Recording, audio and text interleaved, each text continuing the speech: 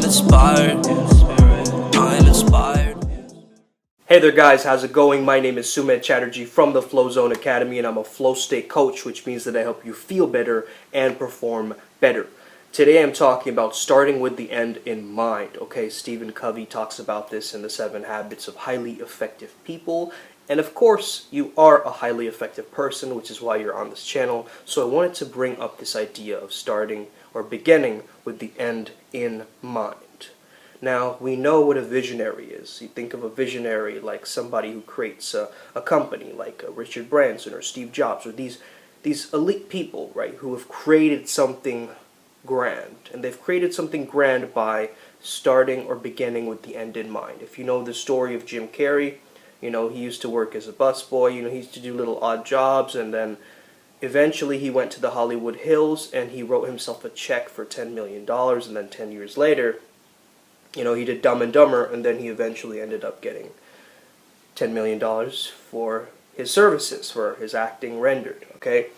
So that's really interesting, right? We see countless examples of this, just like how, Bruce Lee did it as well. He wrote himself a letter like, I'm the top actor of the time. I'm sure many people can reference this letter as well. We have seen this as an example countless times. And Stephen Covey, in the book himself, he talks about this idea of if you have a ladder against the wrong wall, you're going to get to the goal fast, but it's not going to be the goal that you want. So being really clear goals is also a flow state trigger. It's a flow state precondition, and it's a group flow trigger, okay? However, in this case, I want you to think of it almost as a very important aspect of yourself, because of course it is a group flow, because you're going to need other people to contribute to your vision, okay? We live in this world where we're like, I'm going to do everything myself. I'm fully independent, okay? Actually, you're going to need people's help, okay? To make your vision a reality, you're going to need other people's help. So beginning with the end in mind is also imagining other people, how they can help your flow get better and become a stronger stream. So think of either your funeral or your 80th birthday, or even after a very important event. Let's say you want a very important event in your life. Think of the thing that you wish to manifest. Let's say you want to get married. Imagine the wedding, right? Or imagine, let's say that you want to publish a book. Imagine the launch party after the book. Let's say that you move to a new location, right? Imagine a get-together or a dinner party with friends from that location after you've moved there, okay? Or dinner with your neighbors there. Something along those lines, okay? Imagining this dinner party effect is something from Neville Goddard. Now, I've been reading a little bit of Neville Goddard, and one of the things that I've really began to understand is that he really believes in the idea of, right before sleeping, to sleep with a positive state of mind, right? Like going to sleep on a good note, ending the day on a good note. So when you're ending the day on a bad note, it's actually entering your theta state or delta state, right? Right before sleeping. So I really want to reiterate this, that before sleeping, just visualizing that people going, congratulations to you. That congratulations, looking like Post Malone up here with the top knot. Imagine your end result by actually people congratulating you, okay, for the things that you've done.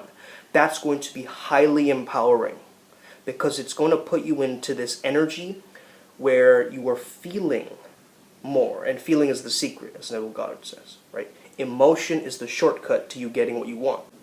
Repetition, emotion, and understanding that you want to feel an amplification of your emotion. So let's say that the emotion is gratitude. I want you to imagine like a volume knob, and you're just going until you turn up. So turn up the volume knob of the positive emotion that you want, and amplify it within your beingness, and feel it through your whole being and your whole body, okay? So a lot of people visualize only with the vision, and it's called visionary for a reason, right? Visionaries begin with the end in mind. So understand this. Visionaries are just badass manifestors. Let's say that you want to move to a new location, or you want some kind of end result or end goal. Let's say you got a new job, or you got promoted, or whatever the end goal that you want for yourself. Imagine that, and imagine the congratulations feeling. Now, let's say at the dinner party, as you're visualizing, you imagine, wow, the chef is cooking this amazing, illustrious meal, right? Luscious, delicious meal. And just you get the waft from the kitchen, okay? And you get the sounds of the people talking in the restaurant. And maybe you have a partner with you that you wish to celebrate with. And you imagine just the feeling of your butt on the seat, and the feeling of the texture of the linen of what you're wearing.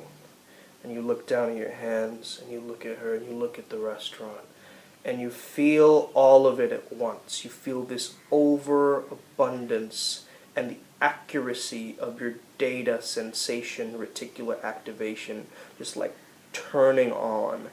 And it's almost like when you turn on a computer, it does ding, like that effect. I want you to imagine that feeling, right? That effect of when you were going into your visualization. It's like a ding, and it gets clearer and clearer, right? The clarity, the lucidity. It's like taking the limitless pill, right? It's just like whoosh, colors are getting brighter, right? Smells are getting sharper and stronger, and it's hitting your nostrils, it's attacking your nostril. Right? It's like your touch, your sensations are getting more and more epic. You're getting those goosebumps, those spidey senses, like tingling in your body. And you're like, whoo, yes! That feeling. I want you to really condense that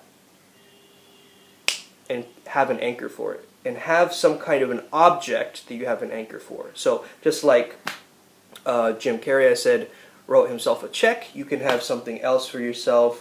You can use a crystal. You can use whatever you want. Okay. By the way, I just want to introduce you guys if you haven't met yet. This is Timbo. What's happening? Yeah, buddy. They know you already.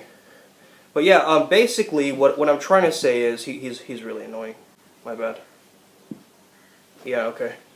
Basically, what I'm trying to tell you is understand the amplifications of the emotions, okay? Really turn it up a notch, because a lot of people, they don't do that, okay? They don't allow themselves to do that, or truthfully just experience that in any way. So that's another technique that I would definitely recommend, okay? Finally, I got this from my mentor, Izzy D, okay? Shout out to him and IMC Nation. Essentially, I want you to imagine if someone were to play you, your character, in a movie, your best version of your character in a movie, what characteristics would they need to get right to just nail that character? Right, I asked this to my cousin the other day, and she told me, man, just my witty sarcasm, right? Ooh, excellent. Now we can pinpoint that, right? We can pinpoint that, and we can amplify. We can just construct much easier. We're beginning with the end in mind. But guess what?